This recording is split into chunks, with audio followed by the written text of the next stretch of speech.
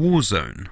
The world history and the current situation of the world makes one thing clear, that we as human beings cannot live without war.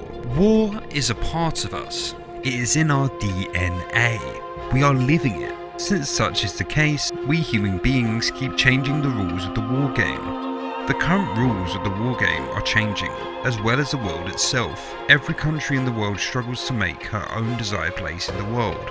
So let's have a look at the struggles and kinds of problems some countries are in and why.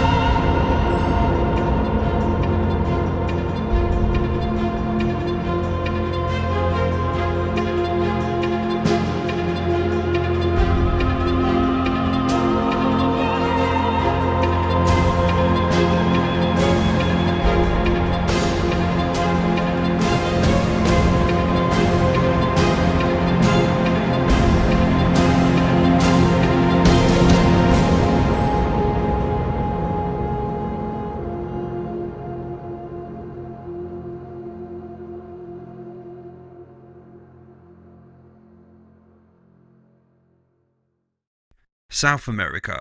The deep and abandoned problems of the Latin America, caught in between economic and administrative problems, seem to come to the blast point, especially in Venezuela, where a high potential coup by military is expected.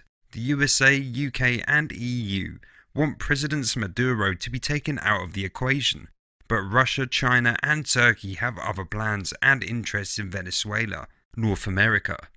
Even after the last elections, the conflict between both parties is still ongoing. Not only the politicians, but also the nation is divided on many issues and policies. Biden has plans to de-weaponize American citizens in the near future, and ex-President Trump has been alleged for many things, including the provocation of the most recent public riots and the siege of the Capitol. President Biden also seems to be hoping for such further actions from the Trump supporters, so he can wipe out a good portion of 75 million Trump supporters, including extremist groups, before the future elections. The Democrats and many Republicans do not even want Trump to ever run for public office. If the conflict turns into a post-conventional or conventional situation, it would rapidly spread around the world, starting from the EU, possibly from Belgium and France, as President Macron also shares President Biden's ideology and would serve the thoughts by all means. For such outcome, we will most certainly see the effects not only in the USA, but also throughout the world, especially in the countries whose leaders like Putin, Erdogan, Netanyahu and Prime Minister Boris Johnson were closer to Trump's theory for the future. We could also see counter effects in other countries due to foreign intervention of the US conflict, perhaps in the UK between Scotland and England. Africa. Sahel region. The Sahel is a shoreline between the Middle East and sub-Saharan Africa. There is so much going on in Africa, and yet we never get to hear most of it. Why not? Well, there are many interests in Africa from all over the world, as many outsiders have defined territories. A lot of negotiations are happening behind closed doors, because Africa is a haven for natural resources and will be playing a key role in the new world of production, like today's China. However, the people of Africa seem to have had enough of what has happened and is happening in the region, in the sense that before it was colonialism, and now the world is looking at the region for its own benefit, i.e. to get Africa's natural resources. However, Africans are inviting different powers into the region, such as Russia, China, Turkey and Israel, to change the equation for historical and regional powers. But there will be many conflicts between countries' intelligence, and we will surely see some actions, perhaps not direct conventional between the outsiders, but a definite proxy wars between the interests. North Africa region. Egypt. Egyptian President Mohamed Morsi was ousted in a coup on the 3rd of July 2013. The coup was led by then General Abdel Fattah el-Sisi. A senior officer working for Morsi has spoken for the first time about how the event was unfolded, and obviously requested that his identity should be hidden due to the sensitivity of the topic. The revelations, which are exclusive to the Middle East Eye, included how Sisi had been planning to coup since December 2012. Morsi was shocked to see the 1st July ultimatum issued by the army on television, even as he was holding a meeting with Sisi. Presidential advisors believed that a military coup would never happen in a million years. Sisi told Morsi that his reconciliation offer was more than the opposition demanded. The Norwegian ambassador acted as an unofficial conduit for the Americans. Furthermore, there are currently economical and human rights related to conflicts in Egypt, which we don't hear a lot about them. The people of Egypt seem to be suppressed down a bit for the time being due to the mass execution sanctioned by Sisi. In the last execution, which took place 2019, 9 people were executed and nearly 3,000 people were sanctioned for further execution by Sisi's judges. The New World negotiations between the UK, USA and Turkish influence will have a massive impact on the future of Egypt and its citizens. Libya. Sidra produces 350,000 barrels of oil per day, and the capacity of other refineries' daily production is as follows. Ras Lanuf produces 22,000, Zuitin produces 100,000, and Briga produce 8,000 barrels of oil. Since the 19th century, the discovery of oil refineries become the backbone of the Libyan economy. The hydrocarbon resources owned by Libya used to meet 70% of the demand expenditure of the nation. 93% of the government revenues and 90% of oil export were met until the overthrow of the Muammar Gaddafi regime back in 2011. Germany-led EU has a whopping 100 gigawatt ongoing renewable energy project for the African region. That being said, we are also talking about the country, i.e. Libya, that has shores to the eastern Mediterranean Sea. In the Mediterranean waters, a vast amount of gas resources are waiting to be discovered, which could generate more fuel for the countries involved. This could cause a significant impact on the growth of the countries, and a possibility of becoming top 10 superpowers in the new world. Currently in Libya, only the Tripoli government is internationally recognised. The Tripoli government has invited Turkey to the region to defend its interests and most importantly stop Khalifa Haftar's coup, which was very nearing completion. That is to say, nearly 90% of Libyan land was controlled by Khalifa Haftar.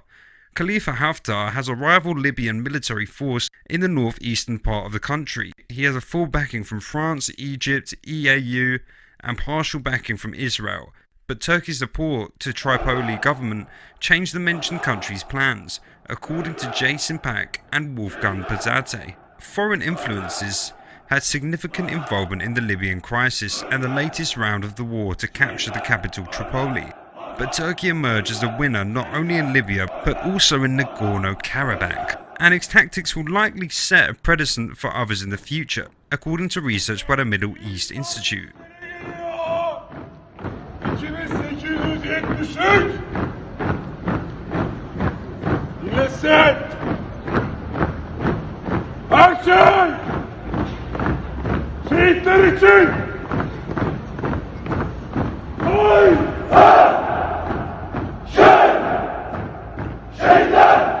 Nothing that the war for the capital Tripoli was mainly fought airily and managed by foreign countries involved in the Libyan conflict. The foreign policy paper titled Turning the Tide, How Turkey Won the War for Tripoli by Jason Pak and Wolfgang Pezzate argues that the war was essentially won by the Turks. In January, Turkey began deploying soldiers to Libya after Parliament approved a motion responding to Libya's call for Turkish troops. Libya and Turkey signed agreements in November outlining cooperation in terms of security and maritime affairs. Libya and Turkey's agreement has exasperated Mediterranean countries, including Greece and Greek Cypriot administration. The diplomatic maneuver prevents the Greeks and Greek Cypriots from unilaterally exploiting energy resources in the region. Libya's internationally recognized Government of National Accord, GNA, made a formal request for air, ground and sea support from the Turkish military to help fend off any offensive move by forces loyal to Putin's Gen Khalifa Haftar, who has attempted to take control of the capital Tripoli. Turkey supports the GNA, which is also backed by the United Nations, against Haftar's militia and mercenaries. Pak also said he opposes referring to the Libyan war as a proxy war, saying it was a cross-border war and we could see wars being conducted in this manner in the future.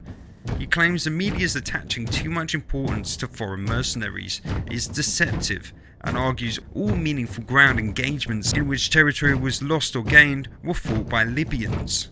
According to a study, Haftar's aerial dominance was mainly based on Russian fighter jets, helicopters, and skilled United Arab Emirates (UAE) drone assistance in 2019. Back then, the GNA had about 24 Turkish-made drones and some anti-aircraft weapons, which were not equipped to respond to Haftar's aerial dominance. While the GNA's Western supporters, Italy, the UK and the USA, refused to provide assistance, even though they were politically and militarily able to do so. Referring to the January 2020 ceasefire agreement led by Turkey and Russia as a turning point, the study states that Haftar embarrassed his patron Russian President Vladimir Putin by not signing the deal and leaving Moscow. Haftar's aerial dominance soon disappeared after the Turkish Air Force transported the Hawk XXI medium-range surface-to-air missile (SAM) battery to Misrata Airport, followed by a second battery. The study said, overall, the Egyptians and the Emirates possessed the ability to swing the battle in favour of the Libyan National Army (LNA) if they were willing to fully commit their joint financial and professional military resources, yet they decided not to strike the newly arrived Turkish air defence systems. Jason Pak and Wolfgang Puste also argued that the Tripoli War was a new kind of military conflict, and that Turkey's decisive deployment of drones and anti-aircraft capabilities will likely be studied and imitated by other countries. Pak also stated no solution will succeed without fully protecting Russia and Turkey's interests, because the two military forces also have proven what they can do. So what are the Russian and Turkish interests in Libya then? Eastern Mediterranean Sea.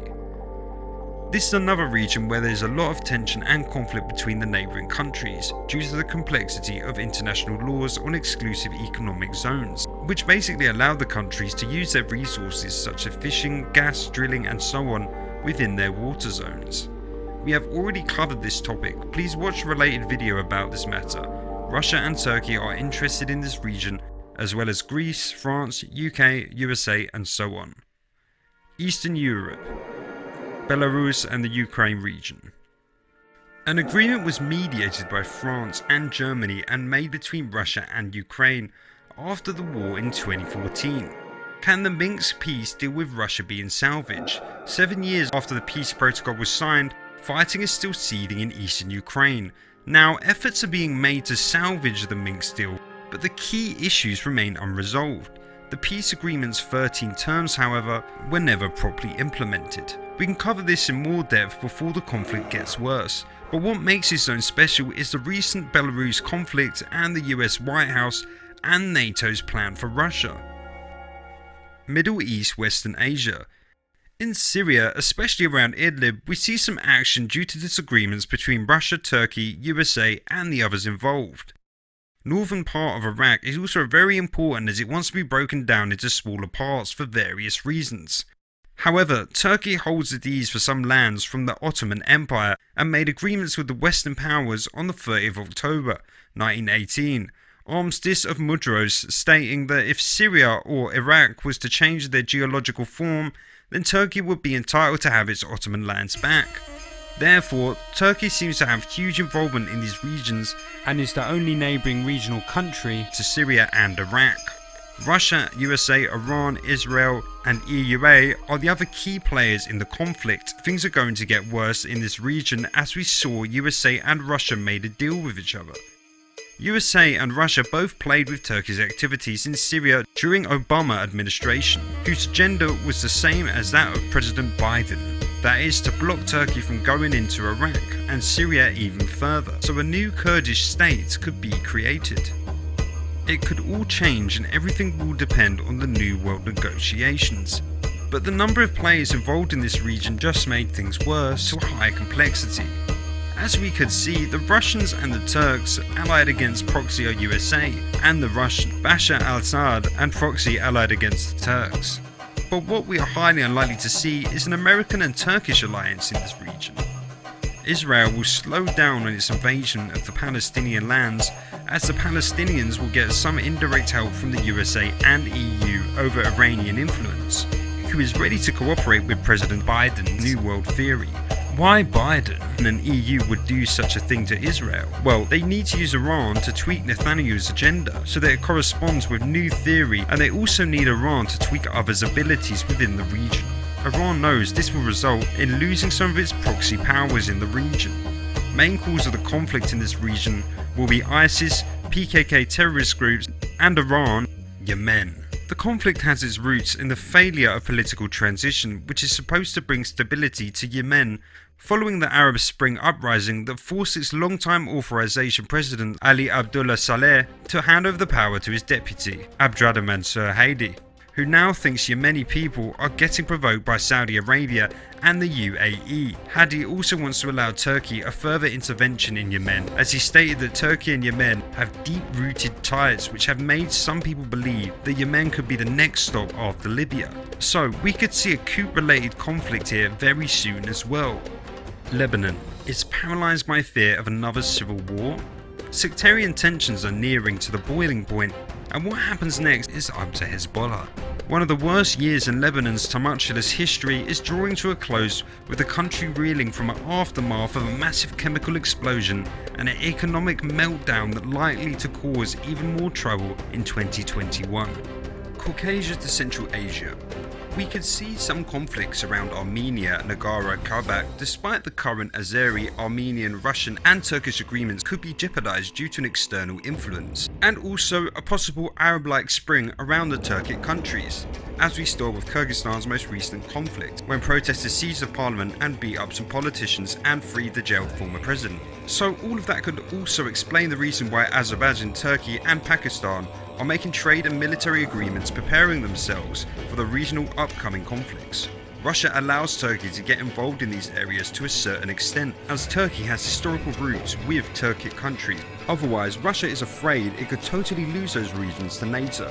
So we can see how Turkey is also playing with both the USA and Russia.